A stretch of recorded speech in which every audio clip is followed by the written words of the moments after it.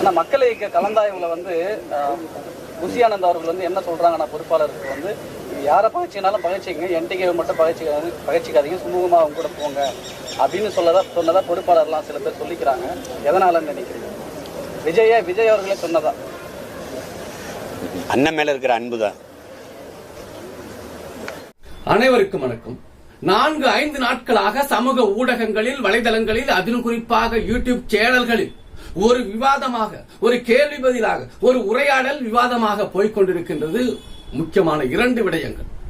அந்த 2 விடயங்களில் ஒன்று தான், நடிகர் விஜய் அவர்கள் தன்னுடைய கட்சிக்காரர்களுக்கு யாரை பகைத்துக் கொண்டாலும் பகைத்துக் கொள்ளுங்கள், ஆனால் என்டிகேவை மட்டும் பகைத்துக் கொள்ளாதீர்கள் என்று குறிப்பிட்டதை விஜய் கட்சியினுடைய கலந்தாய்வு கூட்டத்தில் புசி ஆனந்த் பேசியதை ஒரு செய்தியாளர் அண்ணன் சீமான் அவர்களும் கேள்வியாக வைக்கின்றார். அந்த கேள்விக்கு அண்ணன் சீமான் அவர்கள் பதிலளித்ததை தான் இப்ப இந்த காணொலியுடைய தொடக்கமாக நாம பார்த்தோம்.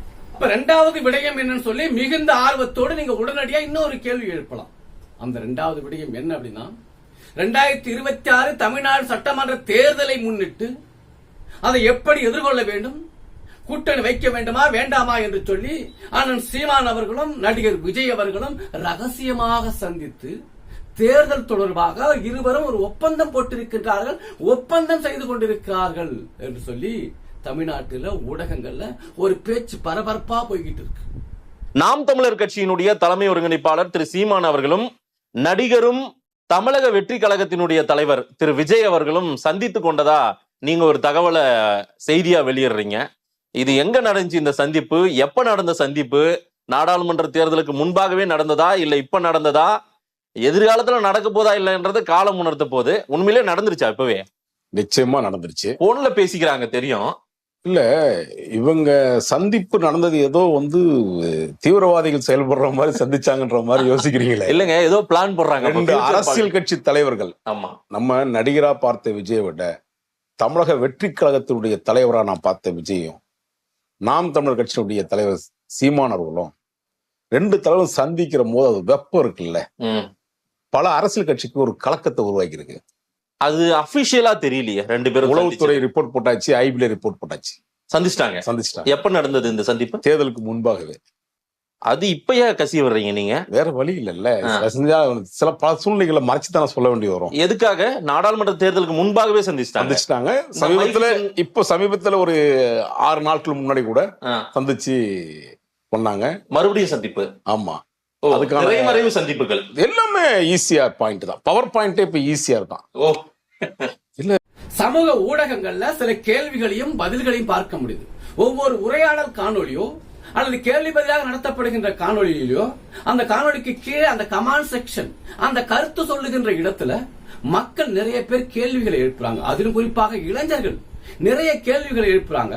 அப்படியான கேள்விகளுக்கு இன்னும் சிலர் பதிலும் கொடுக்கிறாங்க. அப்படி எழுப்பப்படுகின்ற கேள்விகளில் ஒன்று, நடிகர் விஜய் அவர்கள் தன்னுடைய கட்சிக்காரர்களை பார்த்து யாரை பகச்சிக்கினாலும் பகச்சிக்கிங்க, என்டிகேவை மட்டும் பகச்சிக்காதீங்கன்னு சொல்லி உத்தரவிடுவதற்கான, அறிவுறுத்துவதற்கான காரணம் என்ன அப்படி சொல்லி கேள்விகளை நிறைய இடங்கள்ல பார்க்க முடியுது. அதுக்கு பதிலையும் அதே இடங்கள்ல பார்க்க முடியுது. என்ன பதில் சொல்றாங்க அப்படின்னா, இன்றைய தமிழ்நாட்டில் நெடு ஆண்டுகளாக, பல ஆண்டுகளாக திமுகவும் அதிமுகவும் மாறி மாறி ஆளுங்கட்சியாகவும் எதிர்கட்சியாகவும் இருந்து கொண்டிருக்கின்றார்கள். ஆனால் இது முடிவுக்கு வர வேண்டும், இதற்கெல்லாம் முடிவு கட்டப்பட வேண்டும். திமுகவுக்கும் அதிமுகவுக்கும் இனி அது தொடரக்கூடாது.